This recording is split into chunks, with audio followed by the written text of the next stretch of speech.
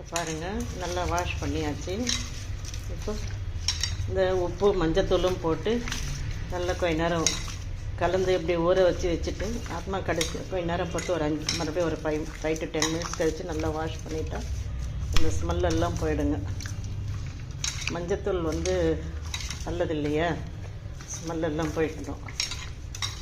அது நம்ம மசாலா போட்டு ஊற வச்சிட்டோம்னா மீன் குழம்பு வைக்கும்போது ஈஸியாக இருக்குங்க. அவ்வளோதான், மீன் கழுவுறது ஈஸிங்க. மெயின் உப்பு மஞ்சத்தூள் போடணும், அவ்வளோதாங்க. உப்பு மஞ்சத்தூள்லாம் போட்டது ஒரு 5 to 10 minutes நல்லா ஊற வச்சுட்டு மறுபடியும் வாஷ் பண்ணி எடுத்து வந்து வச்சுட்டா சமைக்கிறதுக்கு ரெடியாக இருக்குங்க. இப்போ நம்ம மீன் குழம்பு வச்சுக்கலாம். மீன் குழம்பு வைக்கிறதுக்குங்க நான் செக்கில் ஆட்டின நல்லெண்ணெயை தான் வாங்கிக்குவேங்க. எப்போவுமே சமையலுக்கு கல்லெண்ணெய் நல்லெண்ணெய் எல்லாமே அப்படி தான் வாங்கிக்கிறது. இதில் ஒரு 3/4 கப்பு நல்லெண்ணெய் கொஞ்சம் நிறைய போட்டுக்கணுங்க. அதுக்கடுத்து 4 வெங்காயம், 4 தக்காளி, 1.5 ஸ்பூன் உப்பு, 3 ஸ்பூன் மிளகாத்தூள், நல்ல ஒரு பெரிய கோலி குண்டி அளவுக்கு கொஞ்சம் புளி எக்ஸ்ட்ராவே எடுத்துக்கணுங்க. எடுத்துக்கணும். ஒரு 4-5 பூண்டு இதுக்கு கூட போட்டுக்கணும். மஞ்சத்தூள் 1 ஸ்பூன் மஞ்சத்தூள். இது வடகம்ங்க. வடகம் நாங்களே வீட்டிலே செஞ்சுப்பேங்க. எப்போவுமே ஒவ்வொரு முறையும் இயர்லி ஒன் செஞ்சுக்கிறது. இதில் ஹலோ வணக்கம். இப்போ மீன் குழம்பு வைக்கிறதுங்க ஒரு 3/4 கப்பு நல்லெண்ணெய் ஊற்றிருக்கேங்க. இதில் வடகம்,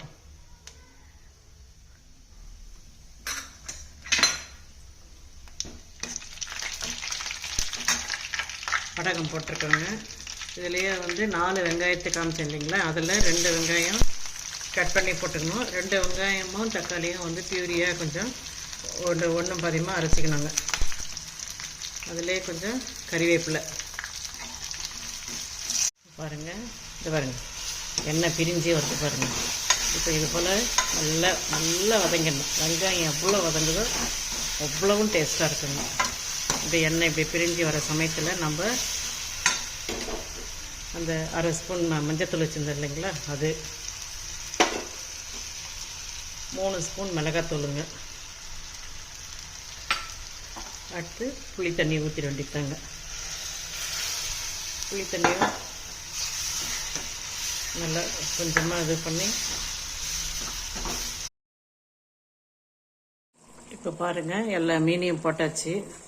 எல்லா மீனும் போட்டுட்டு அப்படியே ஒரு 2 to 3 minutes, ரொம்ப நேரம் வேக விட்டுற விடாதுங்க. ஒரு 6-7 இப்படி போல் நல்லா ஒரு கொதிச்சதுன்னாவே நிறைய மீன் இருந்தால் ஒரு 5 minutes வரைக்கும் விடலாங்க. விட்டுட்டு இப்படி மூடி வச்சுட்டாவே கொஞ்ச நேரத்தில் வெந்துடும். 3 minutes கழித்து நிறுத்திட வேண்டியதுதாங்க.